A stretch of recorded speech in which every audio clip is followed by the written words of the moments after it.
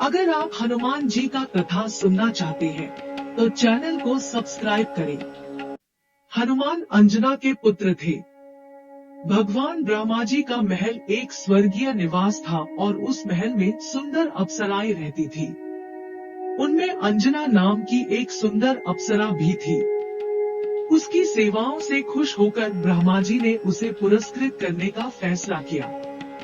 उसने अंजना से उसकी इच्छा पूछी और उसने झिझकते हुए उत्तर दिया, भगवान कृपया मेरे शाप को हटा दे जो एक ऋषि अग्निरासा ऋषि द्वारा मुझ पर रखा गया था। ब्रह्मा जी ने उसे अपने शाप के बारे में बताने के लिए कहा और उसे आश्वासन दिया कि वह उसकी मदद करने की कोशिश करेगा। अंजना ने अपनी कहानी सुनाना शुरू किया। जब मैं एक बच्ची थी तो मैं अपनी शानदार जीवन शैली से ऊब जाती थी और मनोरंजन की तलाश में एक दिन मैं पृथ्वी के अजीब जीवों के साथ खेलने के लिए धरती पर आ गई। जब मैं कुछ दोस्तों की तलाश में इधर उधर भटक रहा था, मैंने देखा कि एक बंदर जंगल में ध्यान कर रहा है। मैं इस बंदर के बारे में कम जानता था। मैं हंसने लगा और उस बंदर का मजाक उड़ाया क्योंकि वह कमल की तरह पैर जोड़कर बैठा था। उस बंदर को मानव ऋषि की मुद्रा में देखकर मैंने उस पर कुछ कंकड़ और फल फेंके। चूंकि मैं छोटा बच्चा था, इसलिए पहले तो ऋषि ने मेरी मूर्खता को नजरअंदाज करने की कोशिश की, लेकिन अंत में उन्होंने अपना आपा खो दिया। जल्द ही उसकी आंखें खुल गई और मैं उसकी आंखों में क्रोध देख सकता था। वह कोई साधारण बंदर नहीं था। वह एक शक्तिशाली ऋषि थे जिन्होंने अपनी तपस्या करने के लिए खुद को एक बंदर के रूप में प्रच्छन्न किया था। मेरी शरारत ने उनके ध्यान को भंग कर दिया था और अपनी गड़गड़ाहट की आवाज में उन्होंने कहा, युवा अप्सरा, तुमने पाप किया है और आपको उसके लिए दंडित किया जाना चाहिए। क्योंकि तुमने मुझे बंदर होने का मजाक उड़ाया था, इसलिए मैं तुम्हें श्राप देता हूँ कि जब भी तुम किसी के प्यार में पड़ोगे तो तुम बंदर बन जाओगे। मैंने भीख मांगी और उसके सामने रोया। लेकिन ऋषि अग्निरासा ने कहा कि श्राप को बदला नहीं जा सकता, लेकिन कहा कि मेरे वानर चेहरे के अलावा कोई मेरे प्यार में पड़ जाएगा। अंजना ने भगवान ब्रह्मा से कहा, यह मेरी शाप कथा है, हे भगवान, कृपया मुझे इस अभिशाप से बचाएं। उसकी कहानी सुनकर ब्रह्मा जी को उसके लिए दुख हुआ और उसने कहा, मुझे लगता है कि मैं इस शाप को दूर करने में आपकी मदद कर सकता हूँ। श्राप के अनुसार जाओ और पृथ्वी पर अपना जीवन जियो, शादी करो और जब तक आप भगवान शिव के अवतार को जन्म नहीं देते तब तक आप ऐसे ही रहेंगे। अंजना यह जानकर खुश हुई और उसने ब्रह्मा की सलाह का पालन किया। जल्द ही उसने पृथ्वी पर जन्म लिया और कुंजर परिवार में रहने लगी जो जंगल में रहता है। एक दिन जंगल से घर लौटते समय उसने देखा कि एक आदमी एक शक्तिशाली शेर से लड़ रहा है। वह वहीं खड़ी रही और उसने देखा कि वह बहादुर आदमी लड़ रहा है। उसने उस आदमी को प्यार और प्रशंसा से देखा और शेर को मारने के बाद जब वह आदमी मुड़ा तो उसने देखा कि अंजना वहीं खड़ी है। जिस क्षण उसने उसकी ओर देखा, श्राप के कारण अंजना एक बंदर में बदल गई क्योंकि उसे उस आदमी से प्यार हो गया था। यह परिवर्तन देखकर अंजना ने अपना चेहरा ढक लिया और रोने लगी। उसे रोता देख वह आदमी दौड़ा दौड़ा कर उसके पास गया और पूछने लगा कि मामला क्या है। मुझसे बात करो, हे सुंदर महिला, मेरा सामना करो, आदमी ने कहा। हे बहादुर आदमी, मैं तुम्हें कैसे कर सकता हूँ?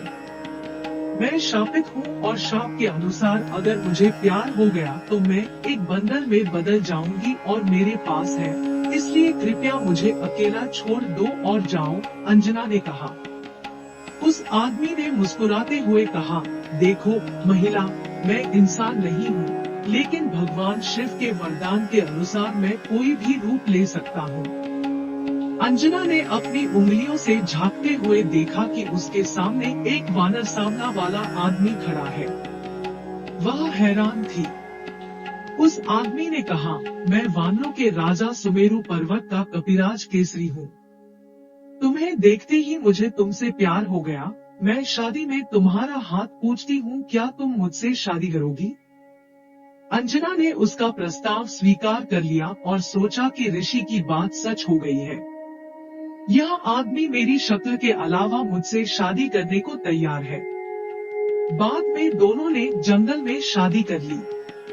लेकिन अंजना अभी भी वानर शरीर से बाहर निकलना चाहती थी। वह भगवान शिव की प्रबल भक्त थी और उसने भगवान शिव को प्रसन्न करने के लिए गहन ध्यान करना शुरू कर दिया।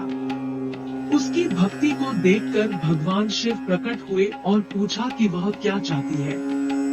अंजना ने भगवान शिव से अपने पुत्र के रूप में जन्म लेने और उन्हें ऋषि के श्राप से मुक्त करने का अनुरोध किया।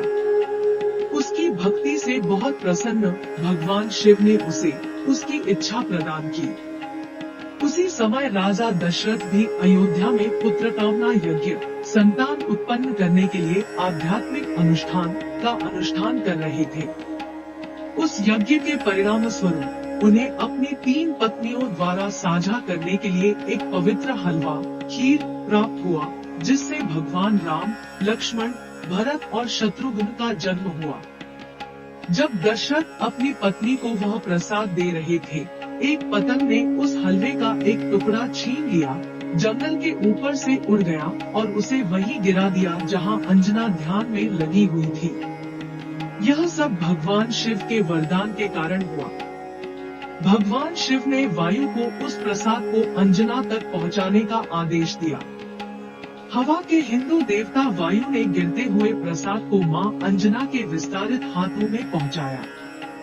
अंजना ने इसे भगवान शिव का प्रसाद समझकर प्रसन्नता से इसका सेवन किया। परिणाम स्वरूप उनके घर हनुमान का जन्म हुआ और वह ऋषि अग्निरासा के श्राप से मुक्त हो गई। केसरी और अंजना अपने बंदर के बच्चे को देखकर बहुत खुश हुए। उन्हें अंजने या अंजना के पुत्र के रूप में नामित किया गया था। हनुमान बहुत बुद्धिमान और व्याकरण और संगीत में पारंगत थे। वह राम के प्रबल उपासक और भक्त थे और भक्ति और बलिदान में विश्वास करते थे। यहाँ बच्चों के लिए सरल और स्पष्ट भाषा में हनुमान के जीवन की रोमांचक घटनाओं को प्रस्तुत किया गया है। चूँकि हनुमान शिव और वायु दोनों की संतान थे, उनके पास अपार शक्ति थी और वे अन्य वानर बच्चों से बहुत मजबूत थे। अन्य वानर बच्चों की तुलना में हनुमान बहुत जिज्ञासु और बहुत शरारती थे। हम उनके बचपन के कुछ किस्से साझा करना चाहेंगे। जब वह एक बच्चा था, उसकी मां अंजना ने उसे आश्वासन दिया था कि वह कभी नष्ट नहीं होगा और जब भी उसे भूख लगेगी तो वह उगते सूरज के समान लाल और पके फल खा सकता है। इसके पीछे एक कहानी है और हनुमान अष्टक का एक मुहावरा है, बाल समय रवि भाक्षी लियो, जिसका अर्थ है बचपन में हनुमान ने सूर्य को निगल लिया था, उसका बखूबी वर्णन करता है। एक दिन माता अंजना हनुमान को सुलाकर बाहर निकली। जल्द ही वह उठा और उसे बहुत भूख लगने लगी। उसने चारों ओर अपनी मां की तलाश शुरू कर दी और जब उसने आकाश में चमकीला लाल सूरज देखा तो उसे अपनी मां का वचन याद आया और यह सोचकर कि चमकता सूरज एक स्वादिष्ट लाल फल है, उसने इसे सेब समझ लिया और उसकी ओर उछल पड़ा। हनुमान जी एक दिव्य संतान थे और अंजना और केसरी से पैदा होने के कारण उन्हें उनकी जादुई शक्तियां विरासत में मिली और इस वजह से उन्होंने हवा की गति से आकाश की ओर छलांग लगाई और सूर्य की भीषण गर्मी का उन पर कोई प्रभाव नहीं पड़ा। उसने सूरज को पकड़ लिया और उसे अपने मुंह में रख लिया। यह सूर्य ग्रहण का दिन था और राहु सूर्य को धारण करने के लिए आ रहा था। राहु को देखकर हनुमान जी ने सोचा कि यह किसी प्रकार का काला फल है और वह राहु की ओर दौड़े और राहु भगवान इंद्र से मदद लेने के लिए दौड़ पड़े। राहु ने कहा, भगवान, यह दूसरा राहु कौन है जो सूर्य को धारण करने आया है? मैं वहां से भागा और वह वस्तु मेरी ओर उछल पड़ी। यह सुनकर इंद्र हैरान रह गए और अपनी पत्नी ऐरावत, इंद्र का सफेद हाथी, पर स्थिति को सुलझाने के लिए चले गए। उसने देखा कि एक बंदर मुंह में सूरज के साथ आकाश में खेल रहा है। इंद्र के हाथी को देखकर हनुमान जी ने सोचा, यह एक स्वादिष्ट सफेद फल है, और उस पर हमला करने की कोशिश की। उस वीर वानर के इस प्रयास को देखकर इंद्र क्रोधित हो गए और अपने वज्रयुद्ध का इस्तेमाल किया, जो बच्चे की ठुड्डी से टकराकर धरती पर गिर पड़ा। इस प्रहार से हनुमान जी का मुंह खुला रह गया। वायु देवता वायु अपने सूर्य हनुमान की ओर दौड़े। उसने स्नेह से उसे गोद में उठा लिया और पाताल लोक ले गया। उसकी हालत देखकर उसकी मां अंजना रोने लगी। क्रोध के कारण वायु का बहना बंद हो गया और इसके कारण वायु के अभाव में पृथ्वी पर जीवन ठप हो गया। जीवित प्राणियों की सांस फूलने लगी और वे बेहोश होने लगे। तीनों लोग एक कठिन परिस्थिति में थे। चिंतित ब्रह्मा जी इंद्र और अन्य देवताओं के साथ वायु देवता वायु के पास पहुँचे। उन्होंने वायु से फिर से उड़ने का अनुरोध किया, लेकिन अपने बेटे की हालत देखकर वायु ने इनकार कर दिया। ब्रह्मा ने वानर बच्चे को अमरता, अजेयता, ईश्वर की स्थायी भक्ति और पराक्रम, बहादुरी का आशीर्वाद दिया। अग्नि ने उसे आशीर्वाद देते हुए कहा, आग तुम्हें कभी नहीं जलाएगी। काल भी कम उदार नहीं था, मृत्यु तुम पर विजय न पाए। वायु ने उसे स्वयं की तुलना में अधिक गति का आशीर्वाद दिया। इंद्र ने कहा, किसी भी प्रकार का कोई भी हथियार आपको घायल नहीं करेगा या आपके शरीर को नहीं मारेगा, और चूंकि मेरी हित के परिणाम स्वरूप आपकी ठोड़ी हनु टूट गई थी, इसलिए आज से आपको हनुमान के रूप में जाना जाएगा, एक टूटे जबड़े वाला। सभी देवताओं ने उसे यह कहते हुए आशीर्वाद दिया कि कोई भी शक्ति और गति में कभी भी आपके बराबर नहीं होगा। सूर्य ने उन्हें लघिमा और गरिमा नामक योग की 2 सिद्धियां दी।